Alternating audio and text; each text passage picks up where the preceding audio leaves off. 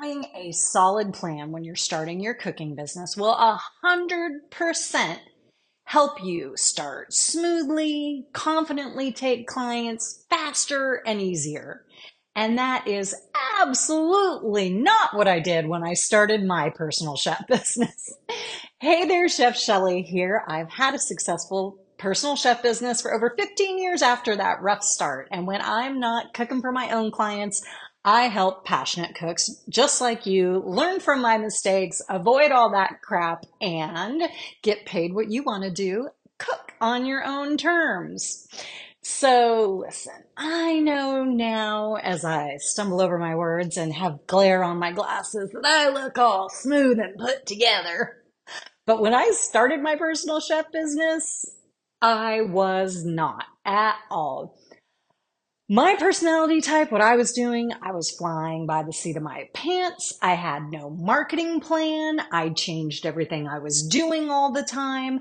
I didn't give like any one marketing thing enough time to see if I worked. I never looked at it to see if it was just not a right fit for where my clients were, or if I just wasn't doing a good job, or even if I just wasn't doing what I should be doing, right? And on top of that, I changed my prices a lot. You might be like this too, or maybe you don't identify with people like us at all. But if you don't identify with that, maybe this will sound more familiar. You've been planning and planning and planning. You have a plan to work on your plan. You have a plan, but it's not quite ready yet. You need to just change this a little bit, tweak that. Oh, you forgot about this. You got to add that.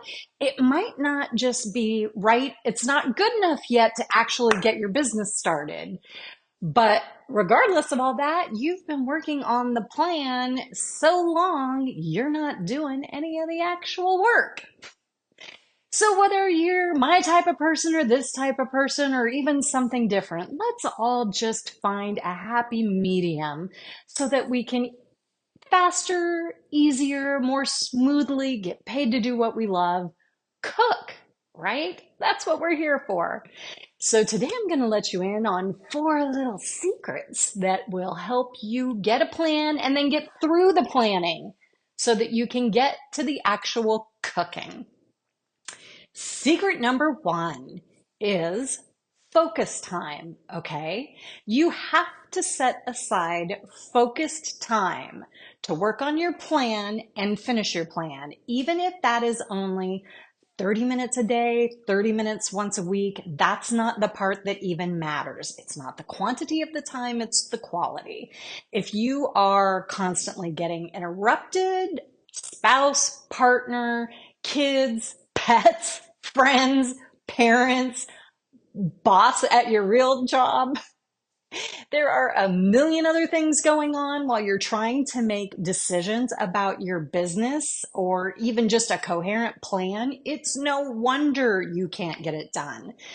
Having that solid, calm, focus time where you have zero distractions, whether that's your phone, TikTok, whatever, is the thing that you really have to focus enough to make the decisions, get them in a plan, and finish the plan so that you can move on to the doing. And again, it's not about the quality, it's not about the quantity, it's about the quality. Because if you have focused time to do it, you do it faster, better, you make a decision and you're able to stick to it. So speaking of decisions, here's secret number 2.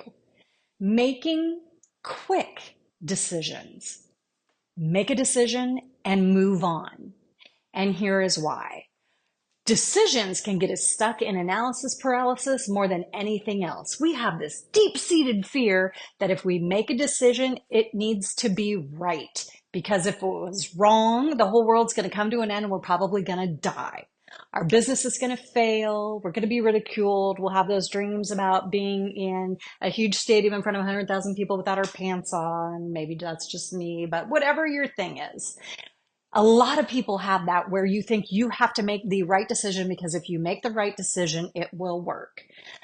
I hate to tell you this, but as you know, I'm not here to blow sunshine up your skirt. I am here to tell the truth about starting your own business. And if you want to start your own business, you make the best decision at the time that you can with the information that you have, and 100% it will change later. Everything will change later as you grow, as you learn more, as you decide you don't like the service you're doing, you want to do a different service as you grow in your cooking, all those things. As you, like I talked about in other videos, make marketing decisions and then decide that actually that's not where your ideal client is, or wow, it's just not a good platform, or something changes on the platform, right? Make the decisions now the best you can with the information you have, taking comfort not in that you're making the right decision, but that you're making the right decision for now and that you will be able to change it later when you need to, because you will. So, talk about quick decisions. Let's move on to secret number 3, and that is deadlines. Now, this might not feel like a secret. You're like, yeah, I know if I don't have a deadline for something, I'm not going to get it done. Sure. But that's the kicker. It's not just setting the deadline, it's honoring the deadline, because a lot of times we are really good at committing and honoring commitments to other people. And that can be anything from getting to a dentist appointment on time to doing something for your sister you told her you would do, right? That's an external thing for someone else. And we've all got that thing inside us where that makes us step up a little bit more. When it's something for us, even if it's something for something we really, really want, like a cooking business, like starting your own personal chef business, like getting paid to do meal prep or small dinner parties or whatever your passion with that is, it can be more difficult to keep promises to ourselves, like deadlines and commitments. So something you can do to help yourself with this is tell other people. Even have a friend, just say, hey, look, there's this thing I need to have done in a week. I've set a deadline for myself. Will you check in with me the day before? Or I'm going to check in with you and blah, blah, blah. Or even if you are around like-minded people who are also trying to start personal chef businesses, you can get together. It can be email, text, video call if you really want to do it. Have an accountability buddy. Have an accountability group, get together, say what you're going to do, and then get together at the next week and go through what did you do? What did you not do? Why didn't you? So then you set a new deadline for what you need to do for that week. And that accountability will help you. It'll just give you that little bump if you need it until you grow the skill, and you will as an entrepreneur in time. It's just like everything, it takes practice of honoring your commitments to yourself, to your own calendar and your own deadlines. All this may sound a little bit difficult, and this is where secret number 4 comes in, and that is reward yourself. You should be rewarding yourself constantly when you're starting your business. Eventually, you're going to have clients. They're going to love you. They're going to tell you they love you. They love your food. You're getting paid. They'll pay you and thank you. That always makes me laugh. And that is a fantastic reward. But in the beginning, when you're doing stuff that you don't want to be doing, when you're doing stuff that makes you feel uncomfortable, you're getting out of that comfort zone, and all you really want to do is cook, and you're looking at the future where that's going to be, and right now that's not the reality, you have to be compassionate with yourself. And an easy way to do that is accept the fact that, you know what? I don't want to do this right now. I know I don't want to do it. I'm going to do it because I know this is going to get me closer to I want, even if that's going to come later. I'm going to reward myself a little bit right now. And there's a million different ways you could do that. You can reward yourself with food, where it's something special you make for yourself, whether it's going out and getting something to eat. If you don't want to do it with food, you can reward yourself with some fun office supplies or craft supplies, or buying a gift for someone else, or treating yourself to some self-care, whether that's a lipstick or a massage, or what do dudes do? Go get a beer at your favorite sports bar.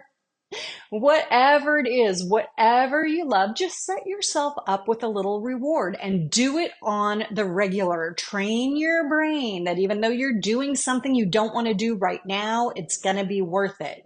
Because eventually, again, you're going to be getting paid to do what you want, and that's cook. It just takes some things that you don't want to do in the beginning to get there. So I'll give you a little reward right now for watching this video and committing to moving yourself forward. There's a link below for the Personal Chef Startup Checklist. And this is a great tool to help you start your plan. It's got a list of everything you need to get done, from the recipe specialty stuff to the business detaily stuff like your entity, to your marketing stuff that you need to do to get clients, and everything in between. So get the checklist and then set aside your focus time. Go through the checklist, make your quick decisions, set deadlines for everything you need to do, and definitely reward yourself as you go, because the more quickly and easily and smoothly you get going, the faster you get to clients, because I'm telling you, they're out there and they're hungry for what you're cooking.